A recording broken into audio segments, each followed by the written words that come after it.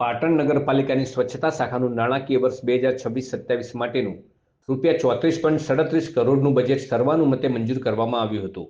આ નિર્ણય પાટણ નગરપાલિકા ખાતે યોજાયેલી સ્વચ્છતા સમિતિની બેઠકમાં લેવાયો હતો। બેઠકમાં કમિટીના સભ્યો Hareshbhai Modi, chief officer Hiral Thakar, city engineer Parikh સહિતના અધિકારીઓ ઉપસ્થિત રહ્યા હતા। બજેટ મંજૂરી ઉપરાંત પાટણ શહેરમાં એજન્સીઓ દ્વારા સ્વખર્ચે શૌચાલયો બનાવી તેની જાળવણી અને નિભાવણી કરવા અંગે મળેલી અરજીઓ ઉપર પણ ચર્ચા કરવામાં આવી હતી। શહેરમાં બાકી રહેલા ડસ્ટબિન વિતરણ કાર્ય માટે ટેન્ડર પ્રક્રિયા દ્વારા ડસ્ટબિન મંગાવવા અંગે નિર્ણય લેવાયો હતો।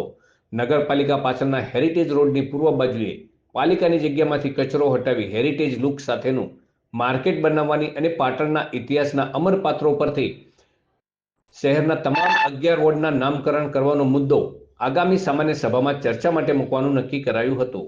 કુલ 8 કામો હતા। 8 કામમાં પહેલું કામ હતું બજેટનું, જે 34,26,84,344 રૂપિયાનું બજેટનું હતું કામ, એ મંજૂર થઈ ગયેલું છે। બીજું કામ છે પાટણ નગરપાલિકા વિસ્તારમાં એજન્સીના સ્વખર્ચે ટોયલેટ બનાવી આપીને જાળવણી નિભાવણી કરવા બાબતનું, એ બોર્ડમાં લઈ ગયેલા કામ છે।